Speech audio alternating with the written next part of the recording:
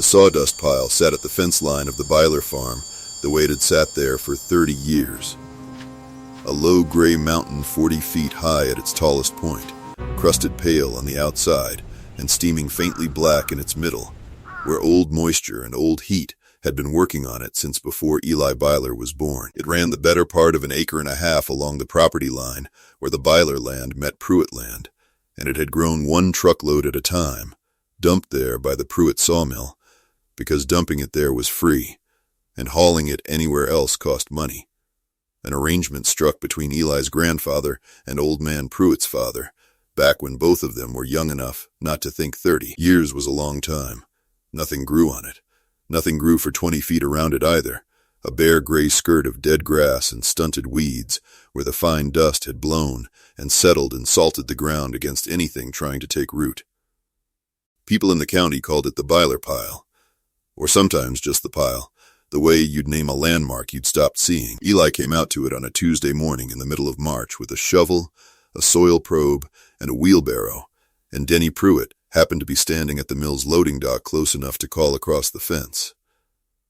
"Morning, Eli," Denny said. "Come to complain about the pile finally?" "Come to look at it," Eli said. He walked the length of it first, slow, the way he walked a hayfield before cutting, hands behind his back, stopping every 10 feet or so to crouch and press his palm flat against the surface.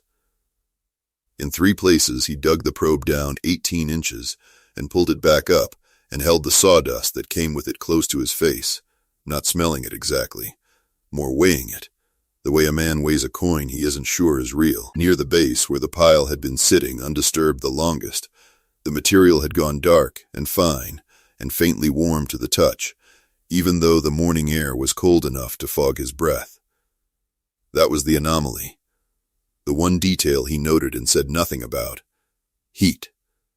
In March, 6 inches under 30-year-old sawdust that everyone else had written off as dead ground. Roy Hutchins pulled his truck up along the mill road about then, on his way to look at seed corn, and rolled his window down when he saw Eli standing in the middle of what the county considered a monument to waste.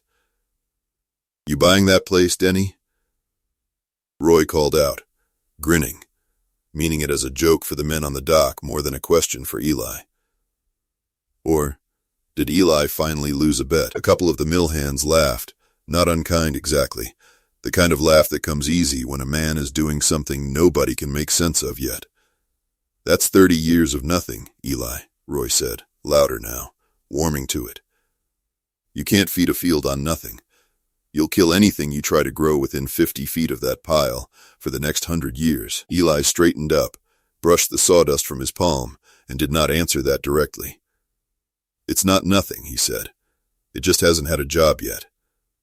Then he went back to loading his wheelbarrow, one careful scoop at a time, while Roy shook his head and pulled back onto the road, and Denny Pruitt watched a while longer before going back inside to his saws. And nobody on either side of that fence believed, on that Tuesday morning, that anything useful would ever come off that mountain of dust.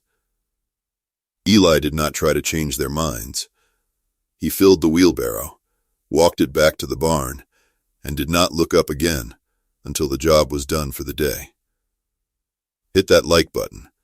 Drop your city in the comments. I want to know where you're watching from tonight. Now, let's begin.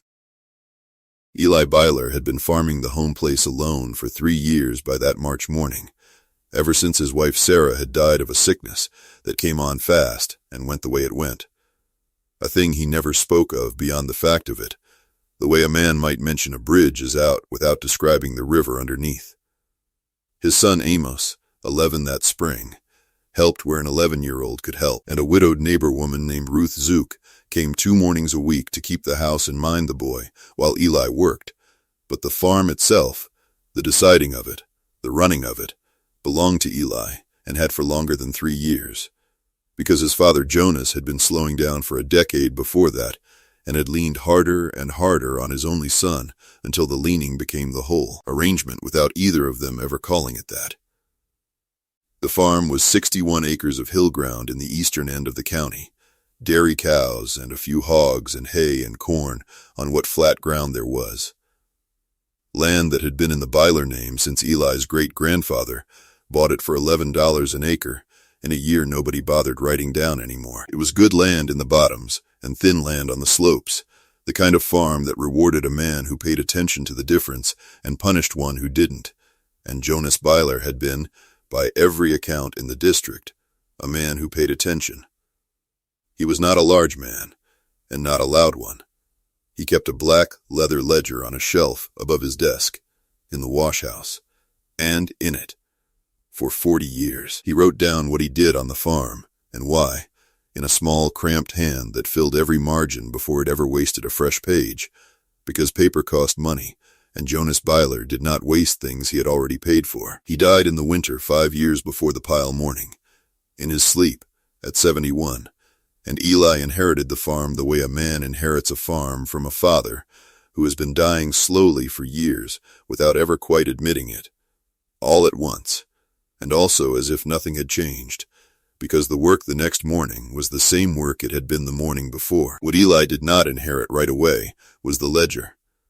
It sat on its shelf through the funeral, through the first spring without his father walking the fields beside him, through 2 full years of Eli farming exactly the way Jonas had farmed, because that was what he knew, and there was no reason yet to know anything else. The sawdust pile, in those years, was simply there, the way the creek was there, and the ridge behind the barn was there, a fact of the landscape rather than a problem to be solved. Eli's grandfather, Amos, for whom Eli's own son was not named, had struck the arrangement with the first Pruitt to run that mill, a handshake deal that outlived both men and had never once been written down. And by the time Eli was a boy, the pile was already taller than the fence, and already the subject of jokes at the feed store counter in town, a fixture of local humor the way a leaning barn or an old dog that wouldn't die is a fixture. Familiar enough that nobody really saw it anymore, except as a joke that had gone stale from being told too many times. What changed, in the winter before that March morning, was that Eli finally opened his father's ledger. He had put off doing it the way a man puts off a task that feels larger than the task itself, telling himself there would be a slow week, a rainy stretch, some natural pause that never quite arrived, until one January night. Snow against the windows and the house quiet with his son asleep upstairs, he took the ledger down from the shelf in the wash-house, where it had sat untouched for 5 years, and carried it into the kitchen, and opened it under the lamp. Jonas Byler's handwriting filled the pages front to back, dated entries running from a march in the 1970s through the final weeks of his life, weather notes and planting dates and cattle records and the ordinary bookkeeping of a working farm, but scattered through it, in the margins and sometimes taking over a whole page when something had struck him hard enough, were the things Jonas thought about, written down for no one in particular, or for someone he couldn't have named yet. Eli read for 2 hours that first night, and came, near the back third of the book, to an entry dated the 3rd of March, a year Eli would have been 9 years old. Talk to the millman about the sawdust again, his father had written. He says take all we want. It costs him money to haul off. Cheap is not the same as worthless. A man who calls a thing worthless has usually just not found its use yet. Below that, in a hand that looked like it had been added later, pressed harder into the paper, ask the extension office sometime what they know about wood waste and compost. Wood ties up nitrogen while it breaks down, which is why nothing grows near a fresh pile. But time and manure fix, what time and manure fix? I never had the years left to try it properly. Maybe the boy will. Eli read that entry 3 times before he closed the ledger for the night, and he did not act on it in January, and he did not act on it in February, because acting on it meant admitting to himself that his father had looked at that pile for decades and seen something nobody else in the county had bothered to see, and admitting that felt, for reasons Eli did not examine closely, like a kind of debt. He spent those 2 months instead reading everything he could get his hands on about composting wood waste, which in an Amish household without electricity or a computer meant driving his buggy into town on library days and sitting at a wooden table with agricultural bulletins the county extension office kept in a metal file cabinet, copying pages by hand into a notebook of his own, and writing 2 letters to a soil scientist at a land-grant university 2 states over, who had published a paper on sawdust bedding compost that a librarian had helped him track down. The letters came back slow, the way letters do, but they came back, and what he learned in those 2 months, in plain terms, he could carry into a field, was this: raw sawdust has almost no nitrogen in it, and a tremendous amount of carbon, something close to 500 parts carbon for every 1 part nitrogen, and the bacteria that break wood down need nitrogen to do that work. So if you spread raw sawdust straight onto a field, the bacteria pull the nitrogen out of the soil itself to feed on the wood, starving whatever crop is trying to grow there at the same time. That was the poison in the pile everyone had always assumed and never explained. But composted, mixed with manure and turned, and given a year or more to work, that same carbon becomes something else entirely. A soil amendment dense, with stable organic matter, capable of holding water in dry ground and loosening tight ground, and feeding a crop instead of starving it. The ratio that killed a field raw was, cooked down slow with the right additions, the same ratio that could remake one. Waste, Eli wrote in his own new notebook that February, copying his father's line down at the top of the first page before he'd written anything else, is only a thing that has not found its next job yet. He went out to look at the pile again on the first warm morning in March, 3 days before the Tuesday when Roy Hutchins rolled his window down, and stood at its base a long while, doing the arithmetic in his head. 30 years of dumping, at a rough guess from the mill's own records that Denny Pruitt let him look through one afternoon, came to somewhere near 11,000 cubic yards of raw sawdust, sitting on an acre and a half of otherwise wasted ground. It was not nothing. It had never been nothing. It had simply been waiting on someone with the patience to give it its next job, and Eli decided, standing there in the cold with his father's handwriting still fresh in his mind, that the someone was going to be him. The preparation took him the better part of 6 weeks, and almost none of it was visible from the road, which was exactly how Eli wanted it, because a man announcing a plan invites an argument about the plan, and Eli had no interest in arguing about anything before he had something to show.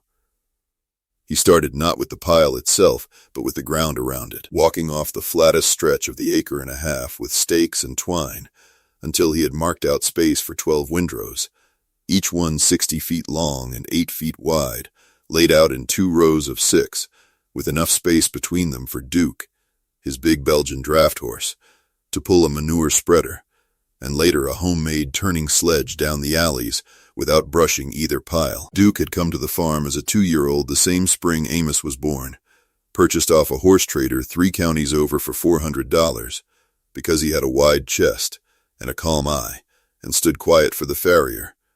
And in the 8 years since he had become the animal Eli trusted with anything that needed steady pulling and steadier nerves, the kind of horse that leaned into a hard pull without needing to be told twice, and stood dead still in a thunderstorm, while lesser horses fought their halters. Eli did not talk about Duke the way some men talked about a favorite dog, sentimental and constant, but every account of that spring's work that anyone in the family later gave included Duke somewhere in it, hauling stone boats loaded with sawdust, hauling wagon loads of composted manure from the dairy barn, standing patient in the alley between windrows while Eli forked material on and off, and it was Duke's steadiness, more than anything Eli said aloud, that told his son and Ruth Zook that this was serious work and not some passing notion. The infrastructure came first.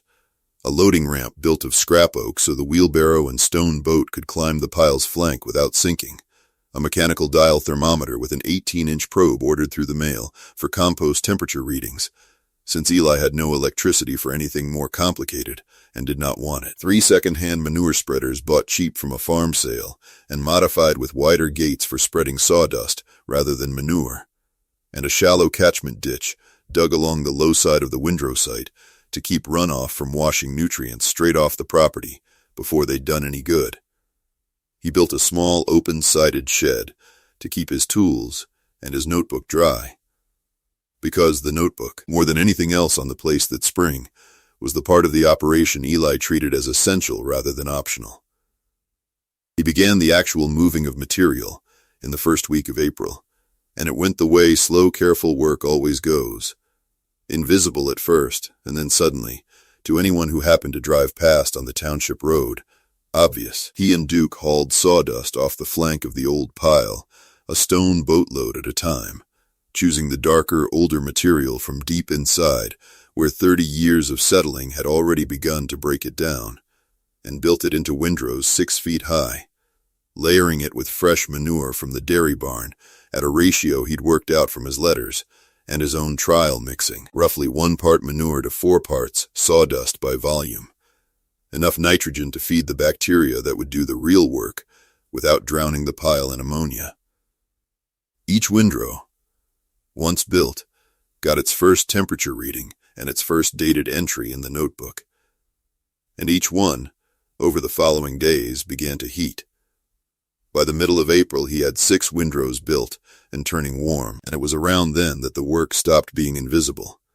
A neighbor driving the township road at dusk could see, in the low light, steam rising off 6 new mounds of sawdust and manure lined up along the Byler fence line like loaves set out to rise, and steam rising off a manure pile in cool evening air is one of the more visible things a farm can produce, and word travels along a township road faster than steam disperses.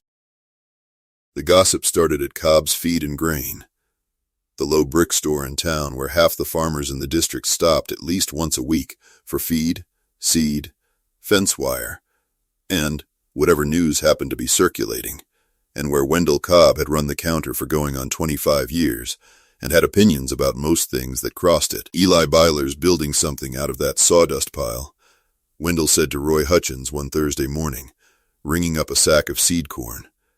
6 piles of it steaming out there like it's going to hatch something. Steaming, Roy said. That'll be the manure he's mixing in.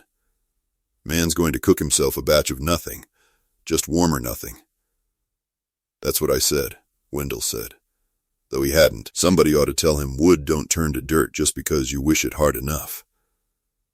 Ollie Marsh, waiting his turn at the counter with a fence stretcher under his arm, laughed at that, the easy laugh of a man glad to have something new to talk about. Byler's Mountain, he said. That's what we ought to call it. Man's out there building himself a mountain range. The name stuck fast, the way a good mocking name does, and within 2 weeks half the county was calling it Byler's Mountain. Sometimes to Eli's face when he came into town, always without much heat behind it, the way you'd tease a man about a dog that wouldn't hunt. Patsy Duncan, who waited tables at the diner 2 doors down from Cobb's, told a version of it to every table she served that spring, embellishing a little more each time until the story going around by May had Eli building the windrows at midnight by lantern light and talking to the sawdust while he worked, which was not true, though Eli did sometimes work into the evening, and he did, in a manner of speaking, talk to the pile, in the sense that he read its temperature and wrote down what it told him. He did not attend the diner, and did not defend himself at the feed store, because there was, in his accounting of it, nothing yet to defend. The windrows were warm. That was a fact, and not yet a result. He turned each one on a 10-day rotation, with a homemade turning fork mounted to a sledge Duke pulled slowly down the alley, while Eli walked beside it, forking the outer material into the hot center, a job that took the better part of a full day for all 12 windrows once he'd finished building the remaining 6 in early May. And after each turning, he took a temperature reading at 3 points in the pile and wrote the numbers down. April the 9th. Turned windrow 1. Core temperature 141 degrees. 12 days since manure added, he wrote, the first entry of what would become, by the end of that year, a small stack of filled notebooks. Below it, 2 days later, a second entry for a different windrow, April the 11th. Windrow 4, core 112 degrees, edges cool. Needs more manure or more turning, uneven so far. He did not smooth over the uneven results. Windrow 4 had been built with material from a shadier, wetter part of the old pile, and ran cooler and slower than the others for most of that first month, and Eli recorded that difference plainly, the same way his father had recorded a sick cow plainly. Because a record that only showed the good results was not a record, it was an advertisement, and Eli had no interest in advertising to a notebook only he was going to read. Ruth Zook, coming 2 mornings a week to look after the house, took to walking out with Amos some afternoons to watch the turning, and it was Ruth, more than anyone, who became Eli's second pair of hands that spring without ever being formally asked, forking sawdust alongside him on turning days when the boy was at his lessons, and Eli needed a second set of arms he could trust not to talk about it at the diner. She had raised 3 children and buried a husband, and needed the extra income more than she needed anyone's good opinion of the work, and she and Eli worked most mornings in a silence that suited them both.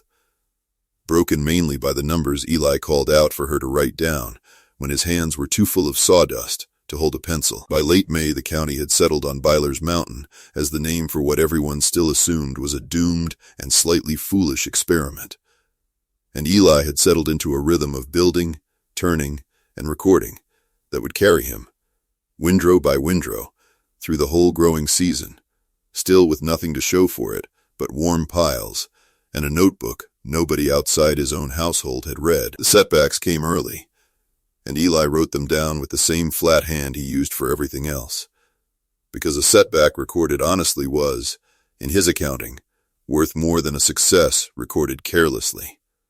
Windrow 4, the slow one, never did catch properly through April and into the first weeks of May, staying stubbornly under 120 degrees no matter how much he turned it, and by the 3rd week of May he'd concluded the material in it had simply been too wet going in, packed down, and waterlogged from sitting so long against the low shaded side of the old pile, and he broke the windrow apart entirely, rather than keep feeding time into something that wasn't working. May the 23rd, he wrote. Windrow 4 abandoned, material too wet from the start, never built proper heat. Spread it thin over the catchment ditch bank instead, no loss but the time. 22 days spent on a pile that gave back nothing but a lesson, and Eli noted the 22 days the same way he noted the good numbers, without making more of it than it was. There was a week in early June when 3 of the windrows ran hot enough, over 160 degrees at the core, that Eli worried he'd overloaded them with manure and driven off too much of the nitrogen as ammonia gas before the bacteria could use it properly. A mistake that would have meant starting those 3 over from nothing, and he spent 2 anxious days pulling temperature readings every morning and evening until the numbers began to ease back down into a safer range on their own. He did not tell anyone about those 2 days. There was no one at the feed store counter who would have understood the worry, and no purpose in explaining it to people who were already calling the whole project Byler's Mountain as a joke. A worse loss came at the end of June, when a hard 3-day rain flooded the low corner of the windrow site before the catchment ditch had been dug deep enough to handle it, and Eli lost what he estimated at nearly a full windrow's worth of material, washed and slumped down into a gray slurry that ran off toward the fence line instead of staying put to finish composting. June the 30th, he wrote. Lost most of windrow 9 to runoff, ditch too shallow on the east end. My fault. Should have dug it deeper before the piles went in, not after. Deepened the ditch 2 feet the next dry day, cost me most of a week I didn't have to spare. He did not spare himself in the writing any more than he spared the sawdust. A mistake was a fact like a temperature reading, and facts got written down whether or not they made a man look wise. Roy Hutchins heard about the flooded windrow before Eli had finished repairing the ditch, the way bad news always traveled faster along the township road than good, and made a point of mentioning it at Cobb's the following Thursday. Heard the mountain sprang a leak, he said, and Wendell Cobb laughed loud enough that 2 other customers turned to see what was funny, and the story that made its way back to Eli by way of Ruth Zook, who'd heard it from her sister, who shopped at Cobb's on Thursdays, had grown considerably by the time it reached him, into something like half the county's version of the whole pile, washing away in a single storm.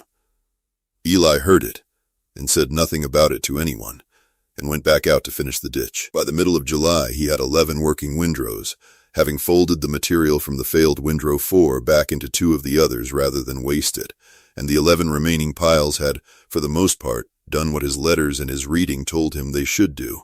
Heated hard through May and June, held their heat for weeks at a stretch, and begun, by July, to cool the way finished compost cools, settling and darkening, and losing the raw sawdust smell that had hung over the site all spring.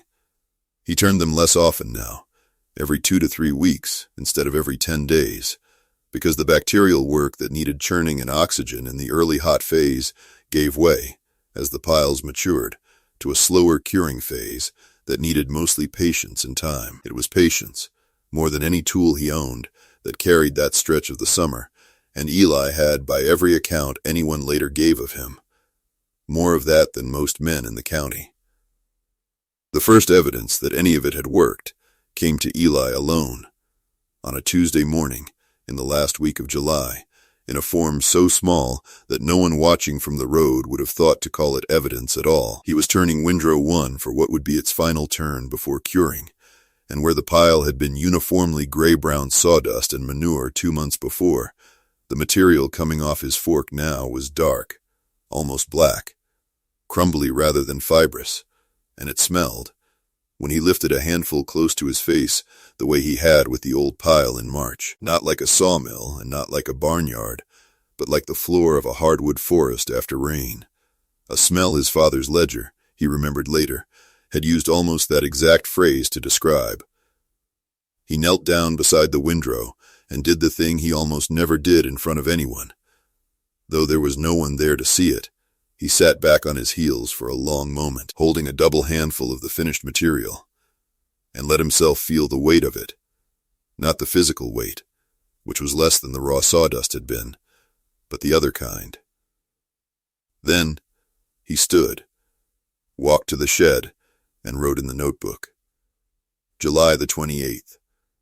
Windrow 1 finished curing. Dark, crumbly, smells of forest floor. No trace of raw wood left. Tested a handful in a jar with water. Drains and holds moisture the way good garden loam does. Better than the field dirt beside it. 12 windrows started in April. 1 finished. 11 still curing. He underlined the word finished, once, with a straight ruled line under it, the only mark of that kind anywhere in the notebook that summer. And that single underline was, for a man who did not talk about his feelings in front of his notebook, any more than he talked about them in front of his neighbors, as close as Eli came that year to celebrating anything. Word of the finished pile reached the county extension office before it reached most of Eli's neighbors, because Eli, methodical about that too, had written to the office in early August, asking whether someone might come out and test the material properly, since his own jar tests told him something was working, but told him nothing in numbers he could put in front of a skeptical buyer. The letter landed on the desk of Deborah Chase, a soil conservation specialist who had spent 11 years driving a county truck to farms, whose owners mostly wanted her opinion confirmed rather than actually tested, and who came out to the Byler place on a bright morning in mid-August expecting, by her own later account, to find either nothing worth the drive or a well-meaning mess she'd have to explain gently. She did not find either. She walked the windrow site with Eli for the better part of 2 hours, pulling samples from windrow 1 and 2 others that had finished curing by then, running her own portable tests for organic matter, moisture-holding capacity, and pH right there at the tailgate of her truck, and asking Eli, more than once, to repeat numbers he'd given her, because they didn't match what she expected from a farmer working without lab equipment. "Your pH is sitting right at 6.8, she said, checking her own reading against the figure Eli had given her from a test kit he'd bought through the mail. "That's almost exactly where you want it for most vegetable ground. 6.7 in my kit," Eli said. "Close enough, I figured." "It's more than close enough," Deborah said. She looked up from her clipboard at the row of dark curing piles running out along what had, 5 months earlier, been a gray dead mountain of waste. "Can I see your records?" Eli brought out the notebook, and Deborah Chase spent nearly 40 minutes reading through it at the tailgate of her truck, flipping back to compare early temperature entries against later ones, asking questions about the failed windrow 4 and the flooded windrow 9 that Eli answered as plainly as he'd written them down. When she finished, she closed the notebook and handed it back to him with something that was not quite a smile, but was close to one. "I've tested a lot of compost operations in this county," she said. "Most of them, the farmer tells me what he thinks I want to hear, and the numbers don't back him up. Yours don't need me to back them up. They're already right there." She was quiet a moment, looking out over the windrows again. "This is good material, Eli. Better than good. I'd like to write it up, if you don't mind, for the office file. Might be useful for the next person who's got a pile like this sitting on their fence line, thinking there's nothing to be done with it." "Don't mind at all," Eli said. She scheduled a return visit for October, once the last of the windrows had finished curing, and drove off down the township road past the mill.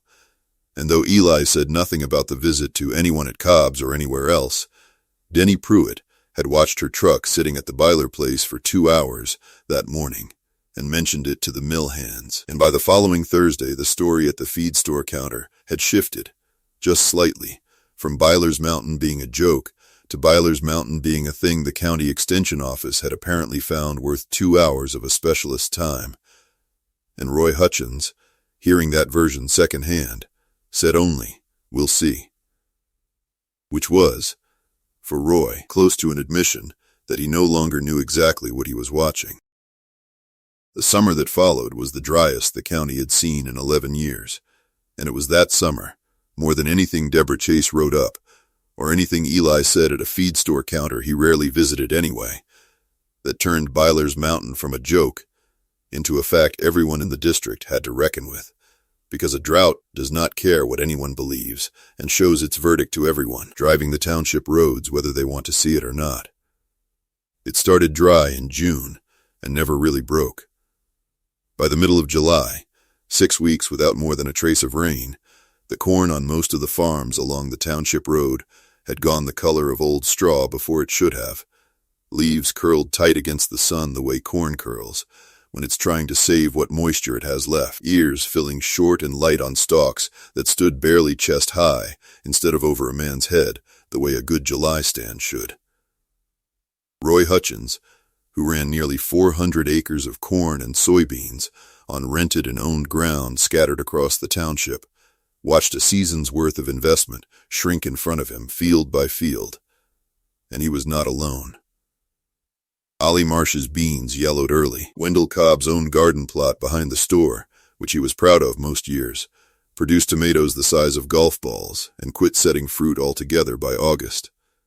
Eli's 4-acre corner behind the barn, the first ground he'd treated with finished compost from windrow 1 back in that last week of July the year before, stood green through the worst of it. It was not a large field, 4 acres against Roy Hutchins's 400, but it was visible from the township road, right where the road curved past the Byler mailbox, and a green field standing tall against a brown countryside in the middle of a drought is the kind of thing a driver notices even at 40 miles an hour. The kind of thing people slow down for. The reason was not mysterious, and Eli did not treat it as mysterious when Deborah Chase came back out that August, ahead of her scheduled October visit, specifically to look at the drought contrast after hearing about it from a colleague who'd driven past.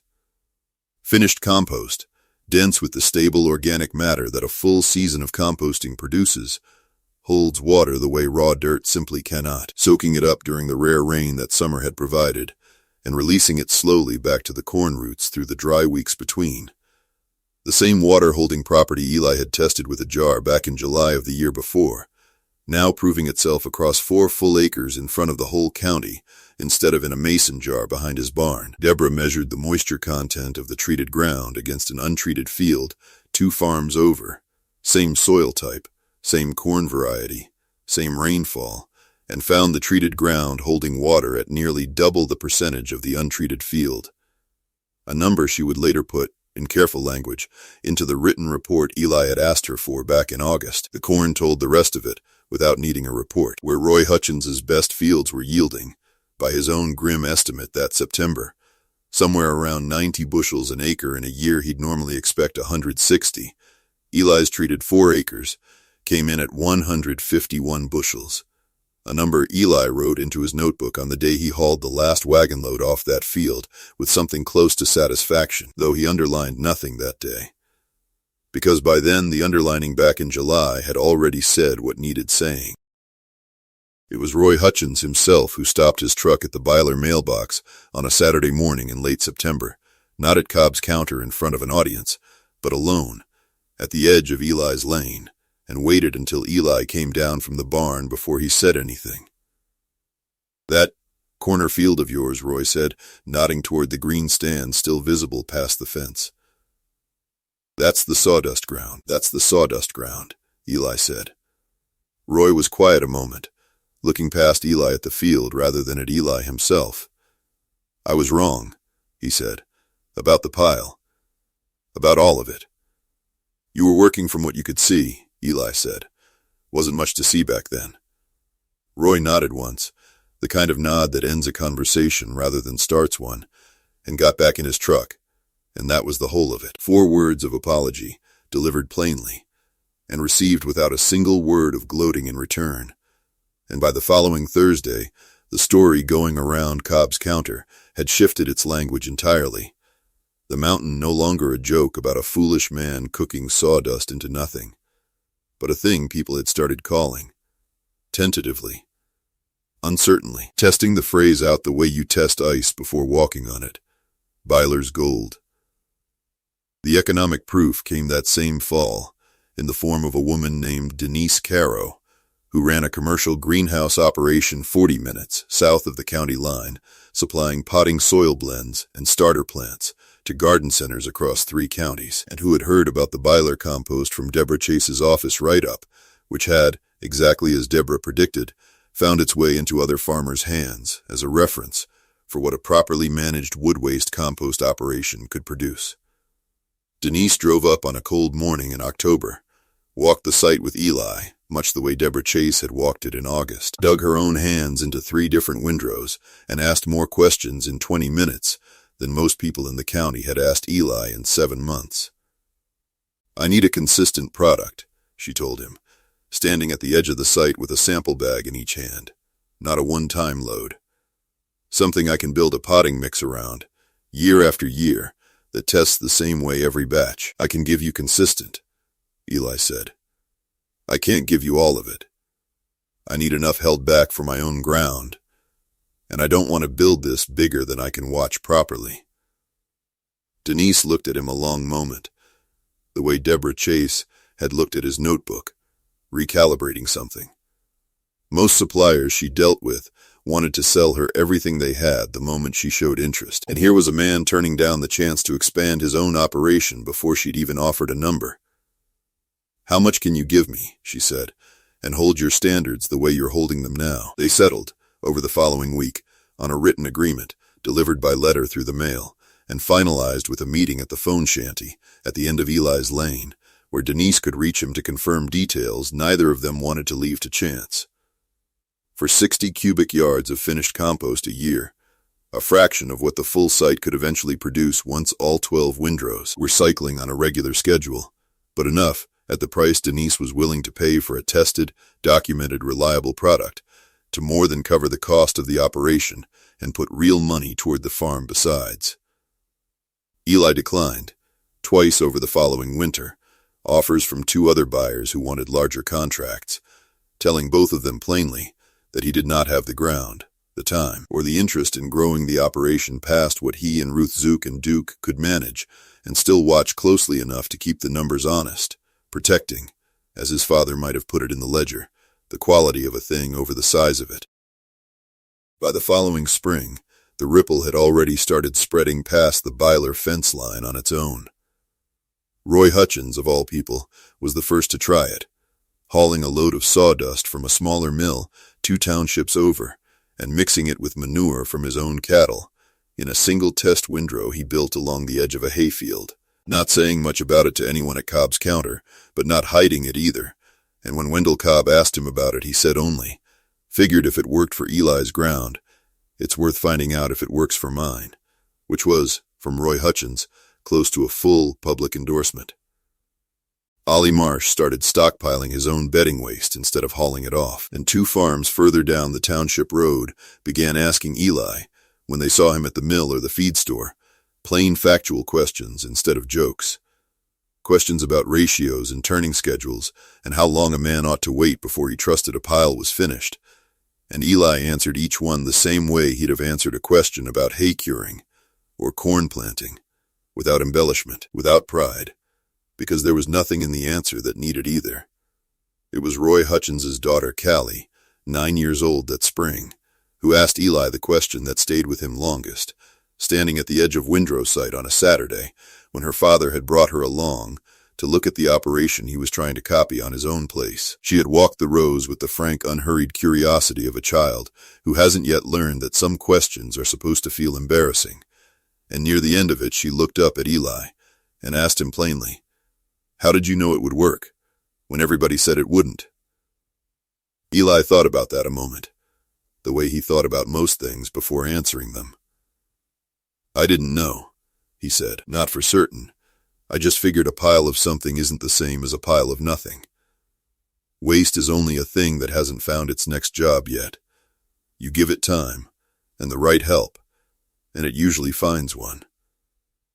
Callie considered that with the same frank seriousness she'd walked the rows with, nodded once as if filing it away for later, and went back to watching the steam rise off her father's single test windrow, and Eli, watching her, thought of his own father, writing nearly the same words into a ledger decades before either of them had been alive to read them, waiting, the way a planted thing waits, for whoever might come along later and need them.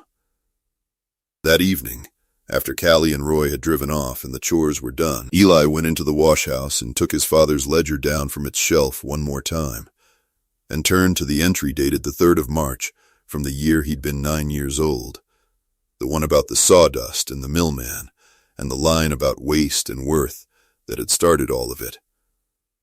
Beneath his father's handwriting, in the blank space Jonas had left at the bottom of that page, whether by accident or by some quiet faith in a future reader, Eli took his own pencil and wrote a short line of his own, in a hand that looked, more than he'd ever noticed before, like his father's. 12 windrows, 11 finished, 1 lost to bad ground, and better learned from. Patience is a kind of harvest, too. He closed the ledger and set it back on its shelf, not as a monument, just as a tool he expected to open again. Then he walked out to the barn in the last of the evening light to check on Duke, who stood waiting at the gate the way he always did at that hour, patient and unbothered, the way he had stood through every load of sawdust and every load of manure and every hard turn of a season that had, in the end, asked mostly for time and attention and the willingness to write things down honestly, and Eli ran a hand along the horse's neck and latched the gate and went in to supper, because there was still a barn to close up, a boy to see to bed, and, come morning, a 13th windrow to start. The old mountain smaller now, but not gone, still waiting, patiently, for its next job. If this story found you at the right moment, share it with someone who's been told the ground they're standing on isn't worth the trouble. Drop your city in the comments. Tell me where you're watching from. And if you've ever taken something everyone else called waste and turned it into something worth keeping, I want to hear about it. Every comment gets read.